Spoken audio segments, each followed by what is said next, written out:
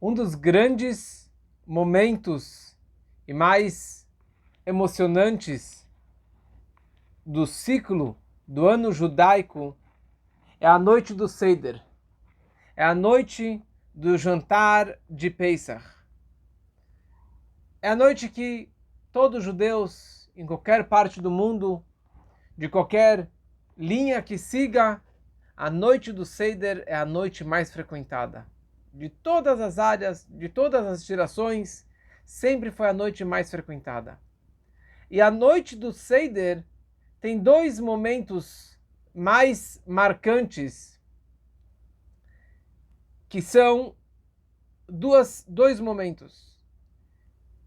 Na verdade, são dois componentes: as crianças e as perguntas.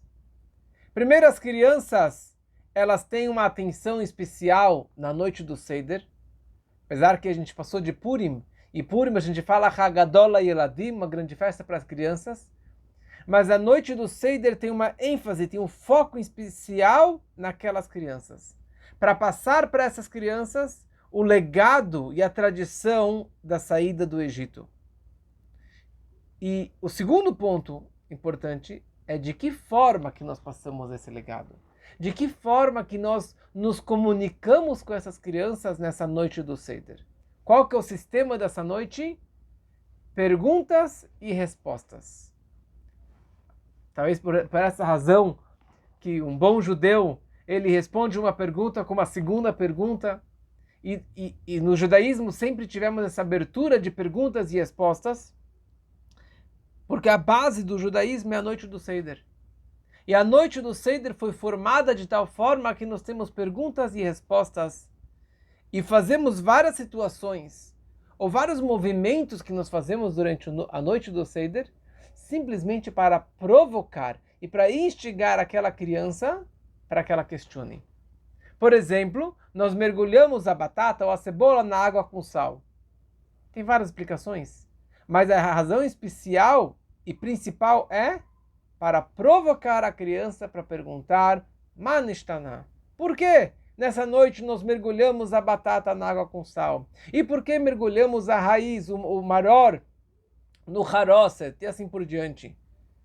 Na hora do Seder, pegamos a matzá, colocamos do lado, colocamos do outro lado, abrimos a matzá, fechamos a matzá, levantamos o copo, baixamos o copo. Para quê? Para despertar a curiosidade da criança, para ela perguntar, para que eu possa contar para o meu filho. E naquele momento mais marcante de todos os Seders é quando a criança ou as crianças se levantam e começam a cantar e toda criança pergunta.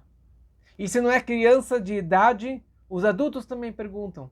E os idosos também perguntam, todo mundo pergunta. Nós estamos perguntando para o nosso papai, para Hashem. Aliás, o nome Haggadah vem exatamente desse nome. Haggadah significa lehagid, contar, relatar. Você contar a história para o seu filho. Que essa é uma mitzvah da Torá, que é uma das mitzvot mais importantes da noite. Fora comer a matzá e tomar os 4 copos de vinho. É você contar a história da saída do Egito. Avadim ainu, nós éramos escravos, atá benechorim, agora nós somos homens livres. Essa que é a mitzvah dessa grande noite, de contar essa história. Mas ao contar essa história, eu preciso da participação de crianças. Ah, mas eu não tenho filhos, não tenho netos, não tenho crianças. Então você pode perguntar para si mesmo. Você você lê a Haggadah sozinho. Este ano, que não haverá Seder público, e não haverá grandes reuniões e hotéis e assim, cada um deve fazer o seu Seder em casa, com a sua pequena família, ou se for fazer sozinho, que faça sozinho. Mas a Haggadah você tem que ler. E as perguntas têm que ser feitas.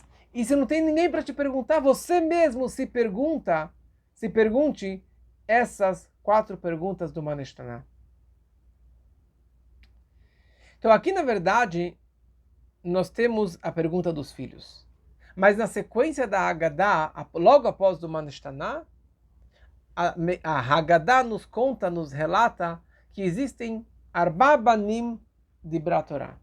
A Torá se refere a 4 filhos. 4 tipos de filhos que, na verdade, vão nos questionar ou vão precisar da nossa explicação. E esses 4 tipos de filhos aparecem na noite do Seder.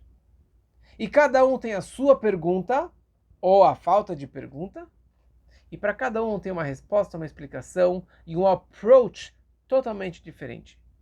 Então precisamos analisar aqui qual que é a pergunta de cada um e qual é a resposta e de que forma que eu devo lidar com cada um dos meus 4 filhos. Então a Torá, logo depois da história da saída do Egito, tiveram as 10 pragas e a saída do Egito, quando que na verdade eles estavam prestes a sair do Egito, a Torá descreve 4 versículos, 4 situações sobre esses filhos. Ou seja, Deus ele queria saber, ou ele estava preocupado no longo prazo. O que vai acontecer hoje eu não estou preocupado. Eu estou preocupado o que vai acontecer no dia de amanhã, nas próximas gerações. Agora vocês viram as 10 pragas, vocês viram a abertura do mar, vocês viram a outorga da Torá no Monte Sinai, maravilhoso. Vocês viram todas as maravilhas. Mas a minha pergunta é o que vai acontecer com os teus filhos? Com a próxima geração? Será que os teus filhos, seus netos e as próximas gerações também vão acreditar em Deus? Também vão seguir o judaísmo? Será que eles vão seguir acreditando que milagres acontecem? Então, antes que eles saíram do Egito, antes que Deus abriu a porta para que eles saíssem do Egito, Deus ele queria make sure, ele estava preocupado e ter certeza que vocês judeus que estão saindo do Egito, vocês vão passar essas leis, essas tradições, e não só as leis, mas essa tradição, este legado para os teus filhos e para todas as próximas gerações. E por isso que a Torá fala, você precisa contar e relatar para o seu filho o que aconteceu no Egito. Uma frase descrita no Tânia pelos nossos sábios, que é a base da educação judaica. Hanoch lenaar al pi darko. Eduque a criança de acordo com o seu caminho. O caminho da criança, não o caminho do pai, e sim o caminho da criança. Ou seja, você quer que os teus valores, você quer passar a tua educação e aquilo que você acredita, a tua fé, para teus filhos, e que isso penetre dentro dele, e que fique algo particular e individual daquela criança, então você tem que ter, na verdade, uma educação privada para cada filho, para cada tipo de filho, você tem que se preocupar com ele de uma forma personalizada. Cada criança é diferente. Como um amigo meu me falava, nós temos 5 dedos, eu tenho 5 filhos e cada dedo é diferente, cada criança é diferente. E a forma de educar os filhos é totalmente particular.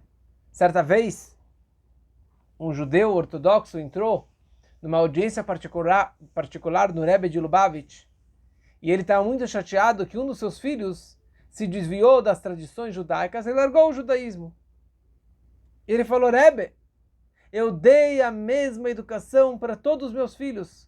Por que este saiu do caminho? Por que ele não seguiu os meus caminhos? Os caminhos da Torá? O Rebbe virou para ele e falou, exatamente por isso. Porque você deu a mesma educação para todos os seus filhos. Você não pode dar a mesma educação. Você não pode dar a mesma atenção para cada filho.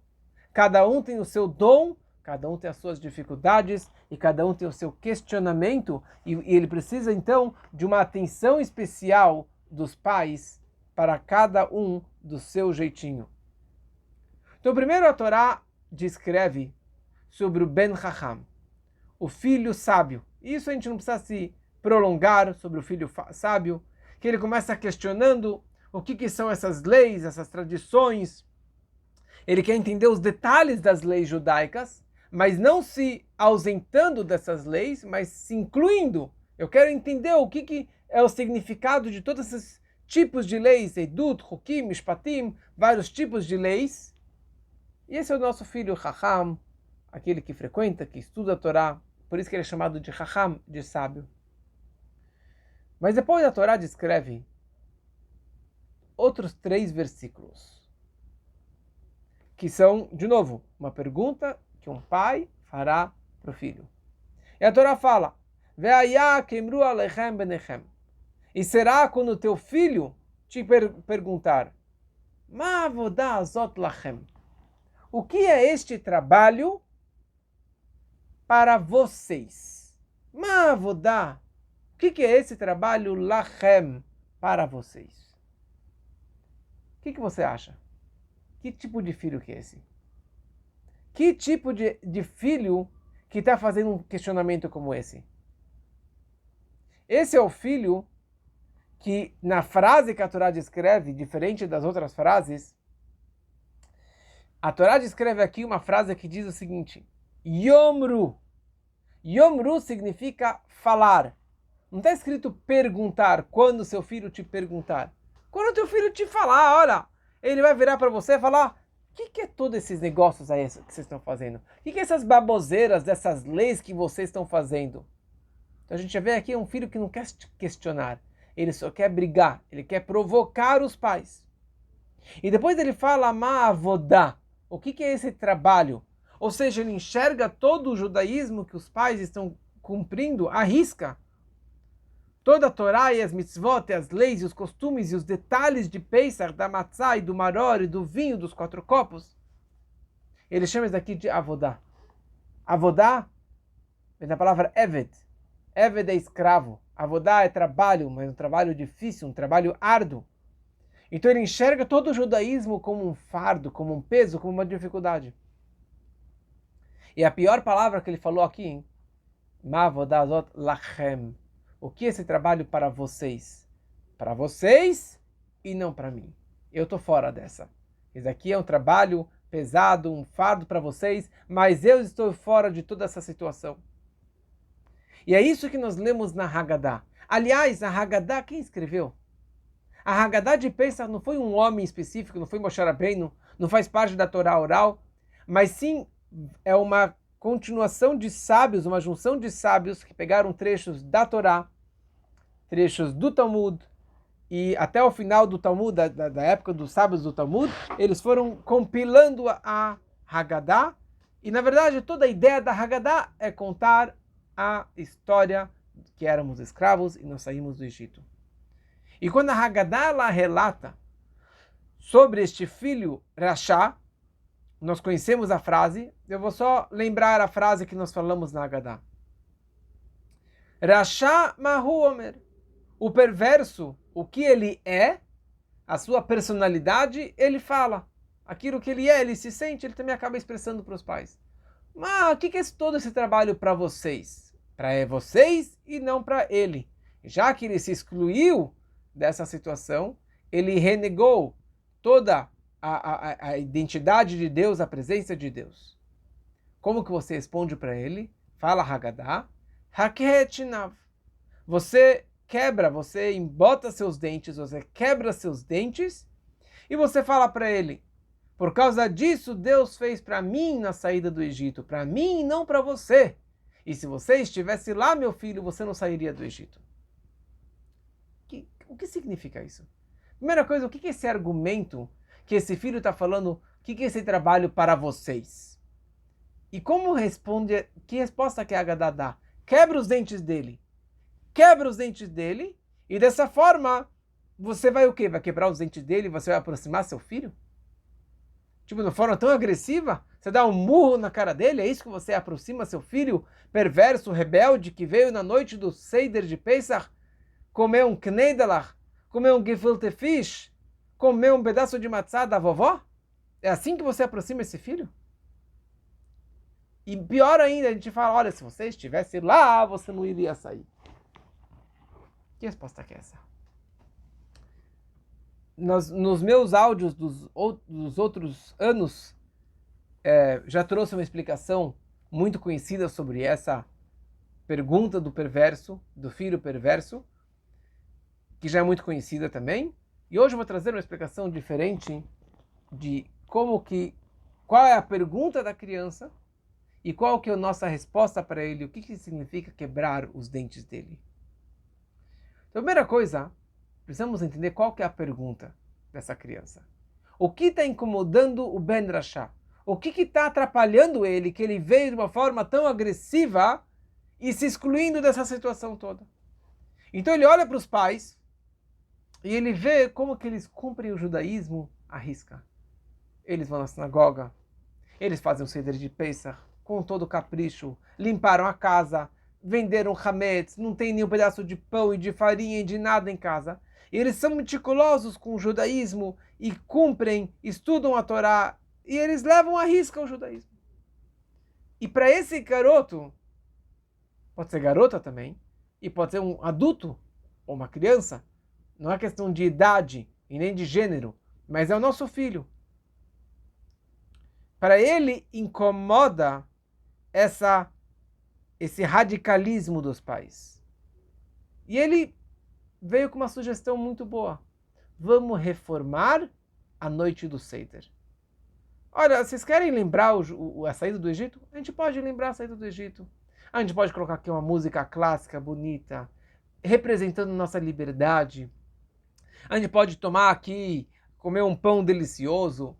E não precisa ser vinho, eu gosto de vodka, eu prefiro uma cerveja muito mais gostosa, que não pode comer em Pesach, mas para mim isso significa muito mais. Eu curto mais uma cerveja, eu curto mais um vídeo, uma história contada, com fundo musical, mas não com todo esse radicalismo, não com todos esses detalhes, e que se cair um pedacinho de farinha já está tudo não kasher para Pesach, e precisa comer meia matzá redonda, reclinado para o lado esquerdo, dentro de 3, 4 minutos, e tomar 4 copos de vinho, e dessa forma, daquela forma.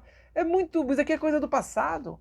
Vamos reformar um pouquinho esse judaísmo. Vamos transformar e fazer uma coisa mais light, mais moderna, mais gostosa. Né? Como alguém me falou outro dia, a gente está gravando agora a aula no Instagram, e alguém me falou, Instagram é coisa do passado já. Agora é Clubhouse. Ou seja, tudo que eu estou investindo aqui para fazer no Instagram, ele falou, esquece, agora é Clubhouse. É o novo mundo, é o novo futuro. E é isso que o filho vira para o pai. Ele fala, olha papai, velho, escuta uma coisa, velho. Isso aqui é coisa do passado. Você quer que eu esteja aqui presente? Vamos dar uma reformada. Vamos fazer um Leil Seder, uma noite do Seder mais alternativo, de uma forma mais atrativa. E eu vou chamar muito dos meus amigos para participar de uma forma muito mais legal. E isso é liberdade para mim. Isso que eu me sinto liberdade. Para vocês é um fardo.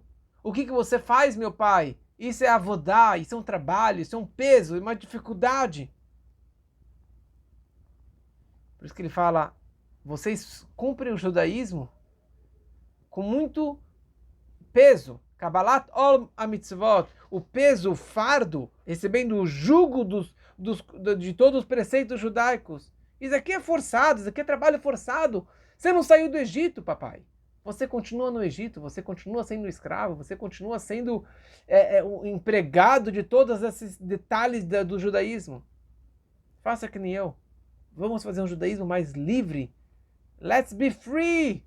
Freedom. A verdadeira liberdade, é isso que eu quero. Vamos mudar um pouquinho o judaísmo.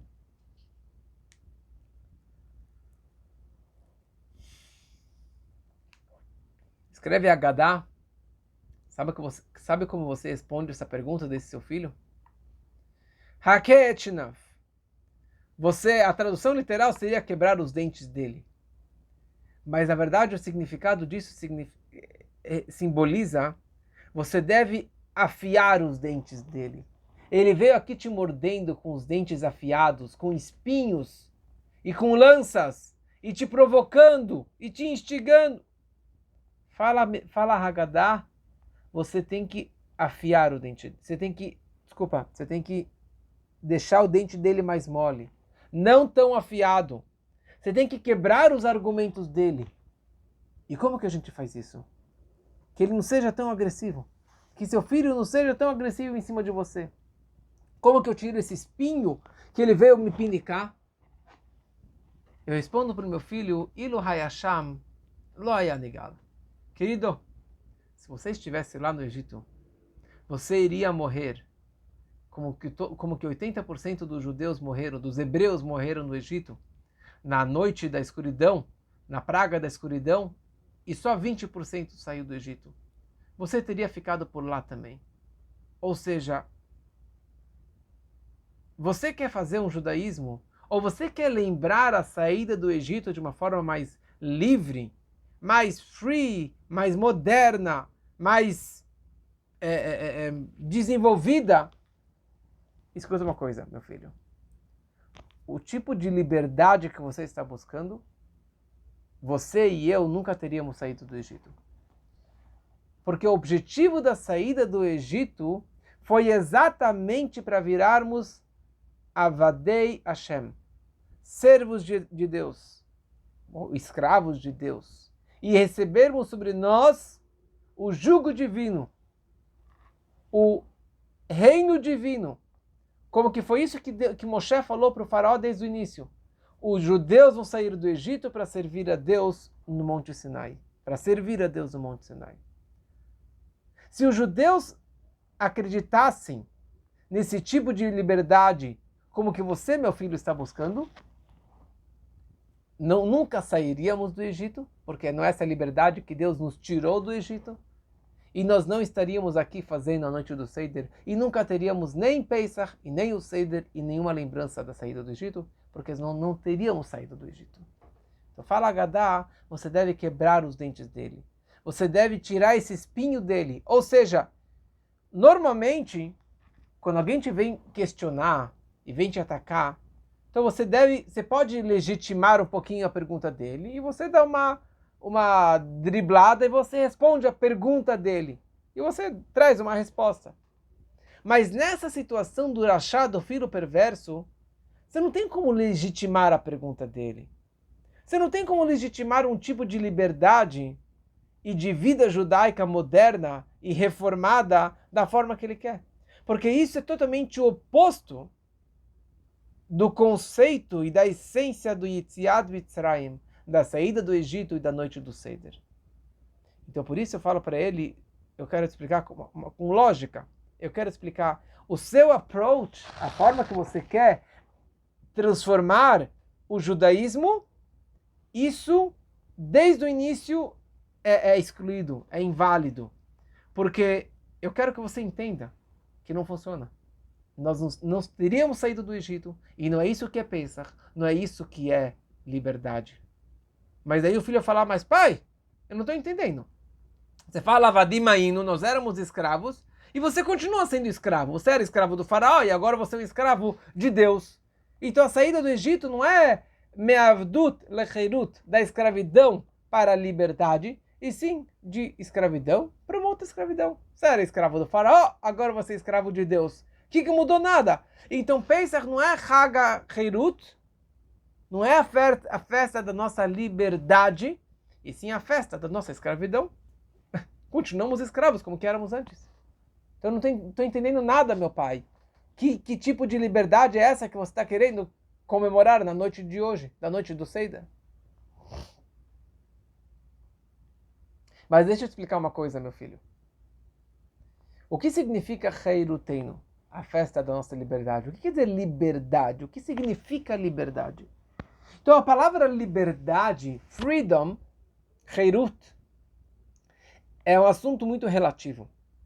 E não existe só um significado, não existe só uma tradução.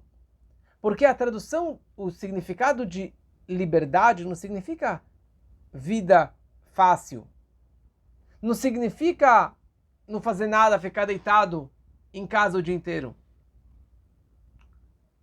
Mas isso significa o mérito de você ter uma autorrealização, um self-fulfillment. Ou seja, você possa potencializar ou utilizar todo o seu potencial. E por isso que é algo relativo.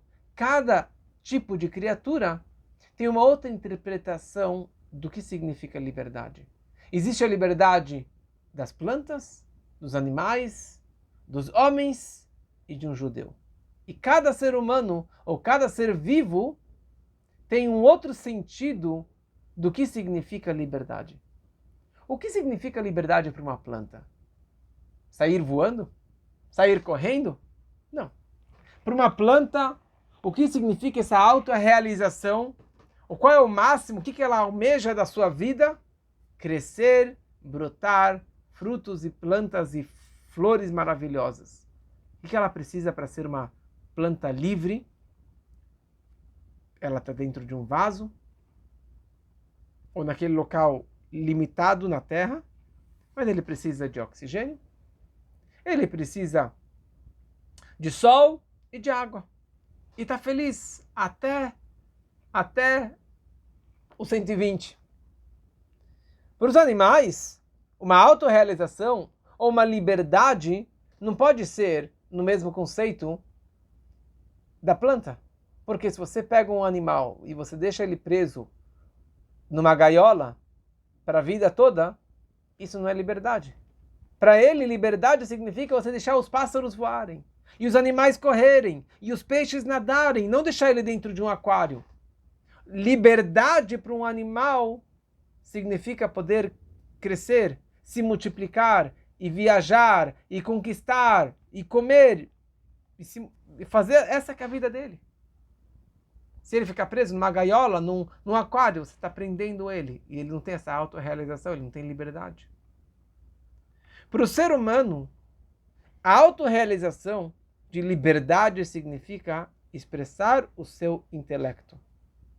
Se você der tudo que um animal precisa para o homem, comida, bebida, ele pode andar à vontade, mas sem ter cabeça, sem ter o intelecto do ser racional, ele não se sente um homem livre. Homem livre, ele pode estar preso, ele pode estar algemado, mas a cabeça dele está funcionando e ele se sente livre. Por quê? Porque ele está fazendo o que ele é.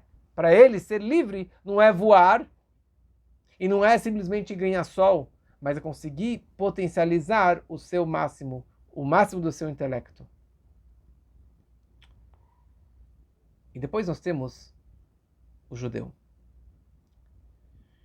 O judeu, a autorrealização e o máximo da liberdade para um judeu significa expressar a sua neshama, expressar o seu judaísmo, a sua alma judaica e, consequentemente, se conectar com Deus.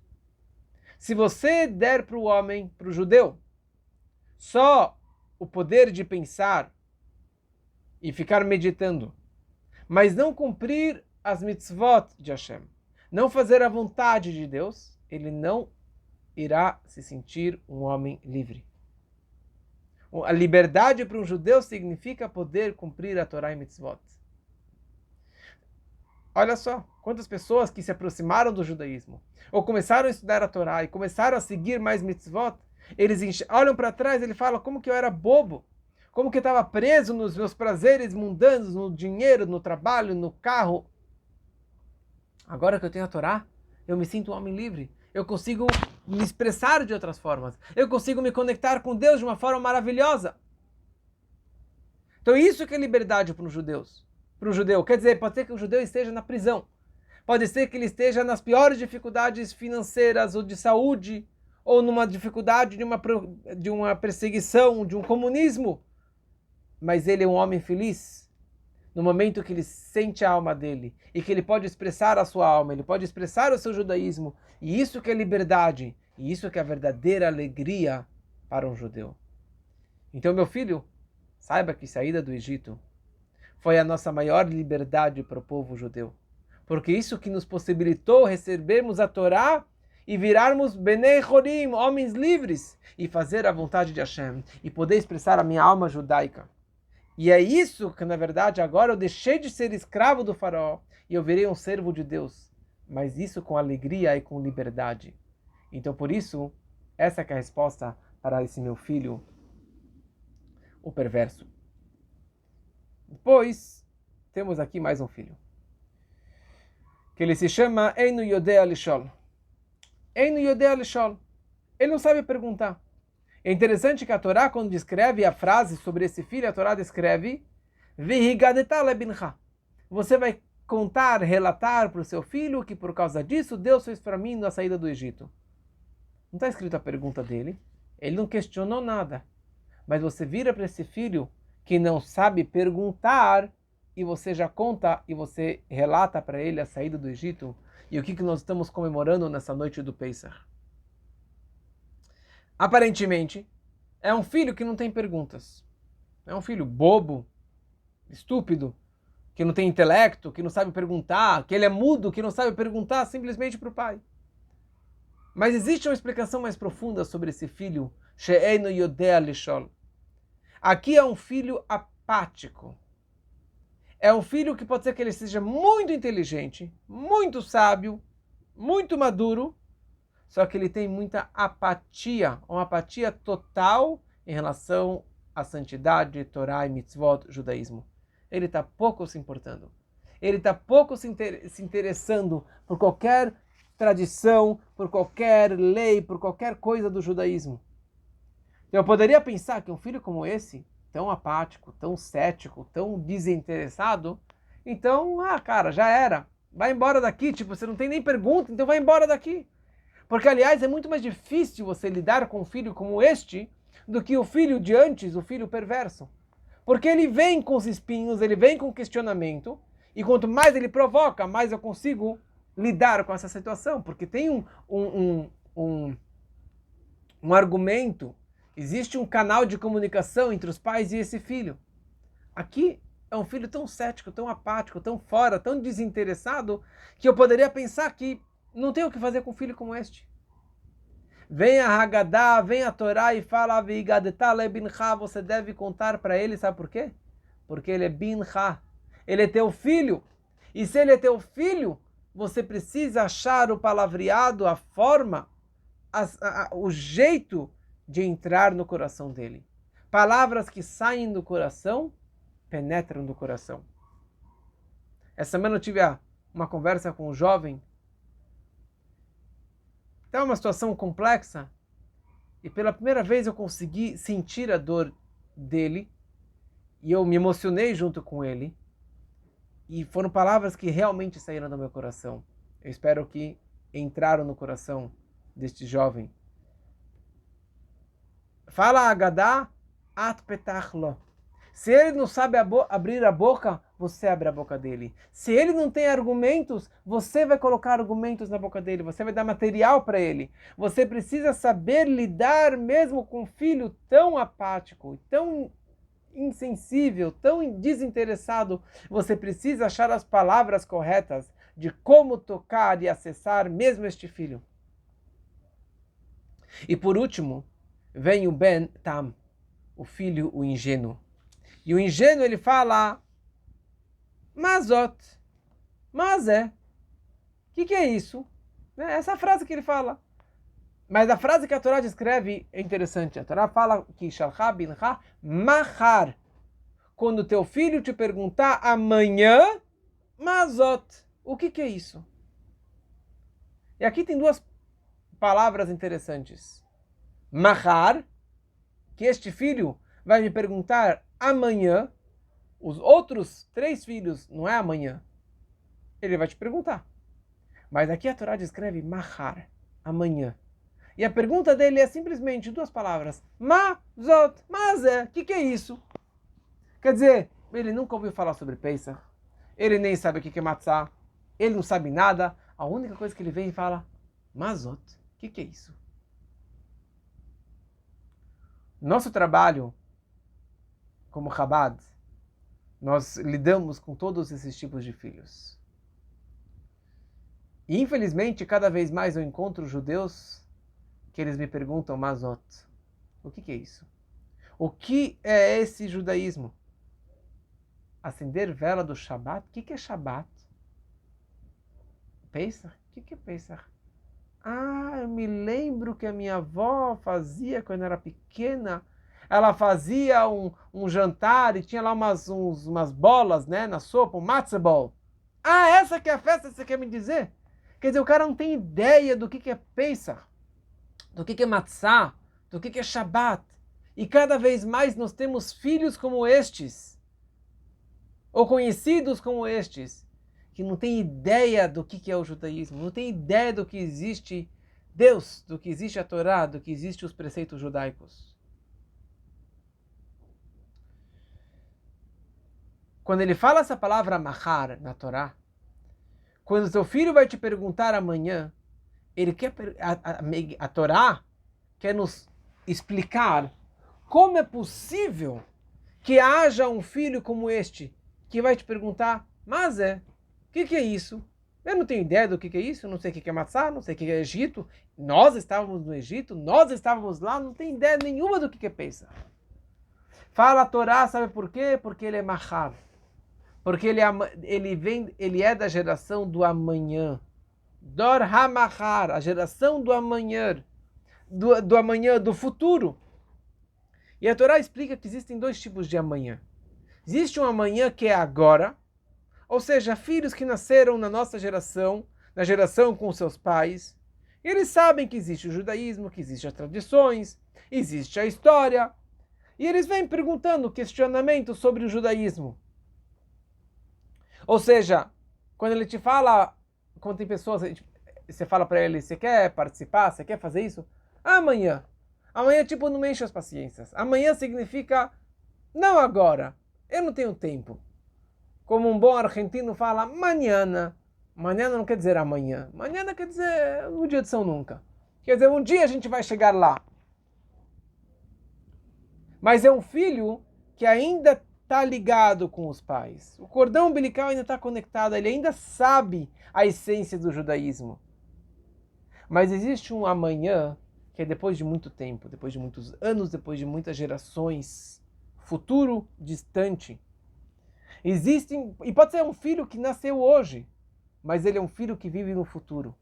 Ele é um filho que já vive na modernidade. E ele já vive num mundo totalmente diferente dos seus pais. Ele não sabe o que é judaísmo. Os conceitos para ele são tão distantes. Norte e sul, totalmente distante. Ele olha para os pais e ele fala, cara, esses aí vieram do século XVII, eles são lá do passado.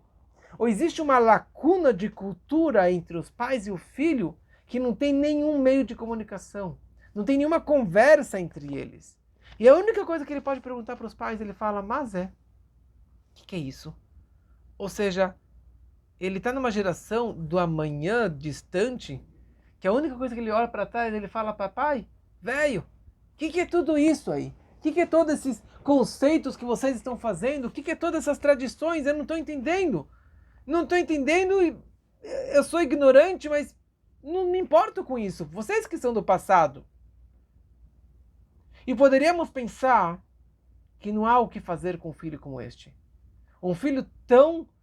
Não é o perverso, não é que ele não sabe perguntar, mas ele é tão distante, ele está em outra geração, ele está em outro mundo.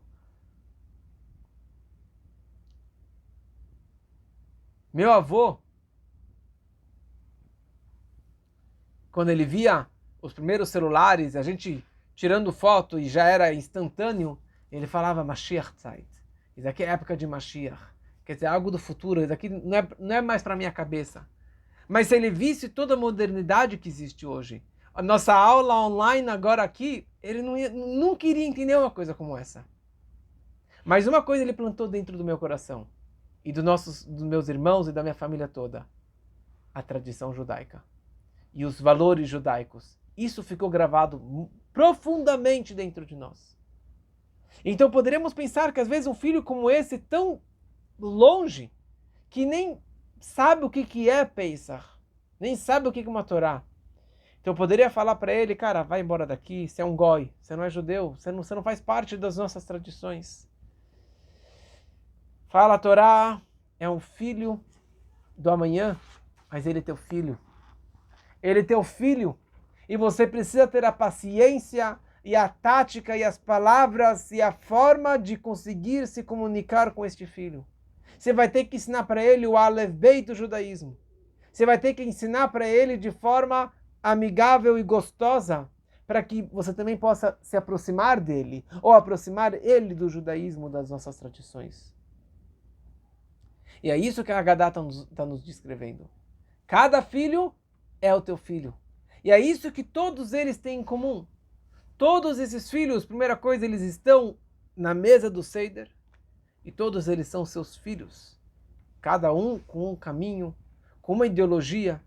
Mas se ele veio na noite do Seder, se ele está presente, aproveite se comunicar com ele, falar com ele. Não transformá-lo, mas você ter esse meio de comunicação para que ele também possa continuar sendo filho, para que ele possa continuar dentro do judaísmo, para que ele também possa seguir para frente a noite do Seder.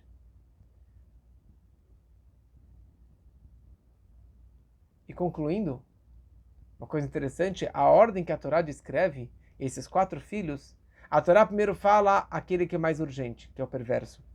Depois a Torá fala sobre aquele filho que não sabe perguntar. E depois fala sobre o ingênuo. E por último a Torá descreve sobre o sábio. Porque o sábio fica por último. É aquele que menos precisa de atenção. É aquele que menos precisa de ajuda. Aquele que está com o maior perigo de vida espiritual, ele vem antes na fila. E nós vivemos num incêndio. Nós vivemos no holocausto. Nós vivemos numa assimilação de valores e de cultura que nós precisamos salvar todos esses nossos filhos. E infelizmente, como o Rebbe falou várias vezes, hoje, ou na verdade já há muitos anos, existe o 5º filho. É aquele 5º filho que é teu filho, mas ele nem veio na noite do Seder. Ele nem veio participar da noite do Seder. E a nossa obrigação é de chamar aquele 5º filho, que está ausente, que está totalmente assimilado, totalmente fora. E você precisa lembrar para ele, fala, meu irmão, meu primo, meu querido, meu vizinho, saiba que hoje é Seder. Hoje é Pesach. Lembre que você é um judeu. Come um pedaço de matzá. Toma as 4 copas de vinho. Celebre, conte a história e participe do nosso povo. E aproximando uma redenção de uma outra redenção, que é essa redenção de Pesach. Estamos agora entrando no mês de Nissan. Da mesma forma que nós saímos do Egito, da nossa primeira redenção no mês de Nissan, esperamos e rogamos a Deus que nos tire de Deus antes de Pesach e possamos estar no 3º Beit HaMikdash com a vinda do Mashiach muito em breve, se Deus quiser. Uma boa noite para todos.